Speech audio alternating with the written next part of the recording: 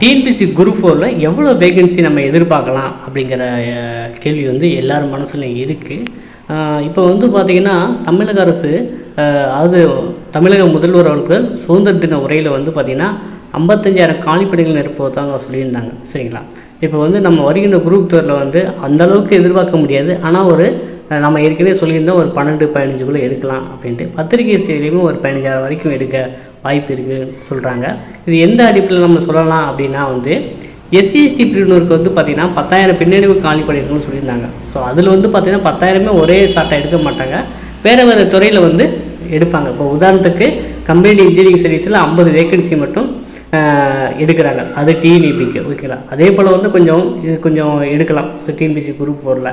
அதனால் வந்து பார்த்திங்கன்னா ஏற்கனவே வந்து மாற்றுத்திறனாளிகளுக்கு வந்து அவங்களுடைய பேக்லாக் வேக்கன்சி நிரப்பணும்னு சொல்லியிருந்தாங்க. ஸோ அதுவுமே கொஞ்சம் நிரப்புறதுக்கு முற்படலாம். தமிழக அரசு ஏற்கனவே சொல்லியிருந்தாங்க போல் வந்து பார்த்திங்கன்னா காலிப்பணிகள் எண்ணிக்கை வந்து அதிகமாக தான் இருக்குது. அதனால் வந்து குறைஞ்சபட்சம் ஒரு 12,000-15,000 கண்டிப்பாக நம்மளுக்கு வந்து வருகின்ற நவம்பர் மாதம் குரூப் 4ல் வந்து எடுக்கிறதுக்கு நிறையவே வாய்ப்புகள் இருக்குதுங்க. ஸோ நிறைய பேர் கேட்குறாங்க நவம்பர் மாதம் குரூப் 4 நோட்டிஃபிகேஷன் வந்துருமான்ட்டு. 100% வர வாய்ப்பு இருக்குது. ஸோ அது ஏன்னா இப்போ வந்து பார்த்திங்கன்னா கம்பெனி இன்ஜினியரிங் சர்வீஸ் செப்டம்பரில் வரணும். ஸோ நம்ம அக்டோபரில் வந்திருக்கு. இருந்தாலுமே வந்து பார்த்திங்கன்னா குரூப் 4 வந்து பார்த்திங்கன்னா எல்லாரும் கிட்டத்தட்ட ஒரு 17 லட்சம் 20 லட்சம் பேர் எழுதுறது. ஸோ இதில் வந்து பார்த்திங்கன்னா அவங்க போஸ்ட்போன் பண்ண மாட்டாங்கன்னு நம்புகிறோம். ஸோ அதனால் நவம்பரை ஃபோக்கஸ் பண்ணியே வந்து நீங்கள் எல்லோரும் படிக்க ஆரம்பிச்சிருப்பீங்கன்னு நினைக்கிறேன். ஸோ இருந்தாலுமே இன்னும் வந்து நீங்கள் கோ த்ரூ பண்ண ஆரம்பிச்சிருங்க. ஸோ குரூப் 4 வருது, அதுவும் பல்க் வேக்கன்சியில் வருது. இதுக்கு வந்து பார்த்திங்கன்னா முன்னேற்பாடாக நீங்கள் என்ன பண்ணியிருக்கணும் அப்படின்னா ஒன் டைம் ரிஜிஸ்ட்ரேஷன் புதுசாக பண்ணுறவங்க வந்து பண்ணி வச்சுருங்க. ஸோ ஒன் டைம் ரிஜிஸ்ட்ரேஷன் கண்டிப்பாக வந்து பண்ணியிருந்தா தான் நீங்கள் வந்து குரூப் 4 அப்ளை பண்ண முடியும். ஸோ அதனால் வந்து அப்போ வந்து நீங்கள் அப்போ ட்ரை பண்ணாமல் இப்போயே வந்து டைம் இருந்தால் ஒன் டைம் ரிஜிஸ்ட்ரேஷன் மட்டும் பண்ணி வச்சுருங்க. அது பண்ணதுக்கப்புறம் தான் நீங்கள் அப்ளை பண்ண முடியும்.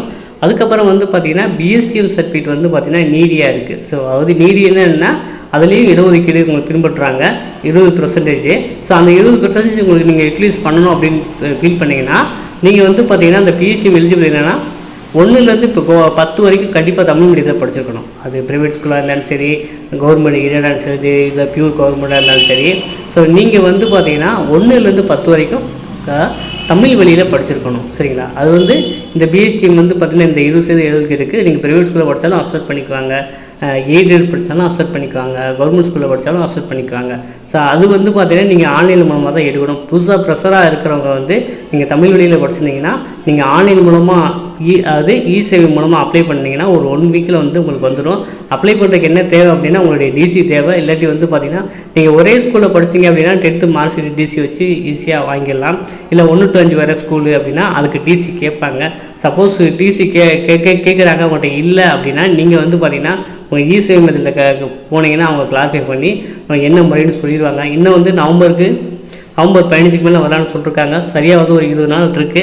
அதுக்குள்ளேயே நீங்கள் பிஎஸ்டிஎம் இடஒதுக்கீடு ஏணும் அப்படி ஃபீல் பண்ணுறவங்க வந்து பார்த்திங்கன்னா அந்த சர்டிஃபிகேட்டை வாங்கி வச்சுருங்க. ஏன்னா பிஎஸ்டிஎம்னா என்ன பெனிஃபிட்னா நீங்கள் வந்து மற்ற கட் ஆஃபோட ஒரு 5 மார்க்ஸ் குறைய வாய்ப்பு இருக்குது. ஒரு 5 மார்க்ஸ் 4 மார்க்ஸ் வந்து இப்போ 200க்கு 165க்கு மேலே போகிறாங்க அப்படின்னா பிஎஸ்டிஎம்க்கு ஒரு 163 162 வரைக்கும் கிடைக்க வாய்ப்பு இருக்குது. ஸோ அந்த பெனிஃபிட்ஸ் வந்து நீங்கள் யூட்டிலைஸ் பண்ணுறதுக்கு பார்த்துக்கோங்க. ஸோ விரைவில் வருது, படிக்க ஸ்டார்ட் பண்ணுங்கள். ஸோ இதே போல் தகவலுக்கு காணொலிகளுக்கு தொடர்ந்து நம்ம சேனலை சப்ஸ்கிரைப் பண்ணி இணைந்தீர்கள். மற்றும் ஒரு காணொலியில் நாம் மீண்டும் சந்திப்போம். நன்றி, வணக்கம்.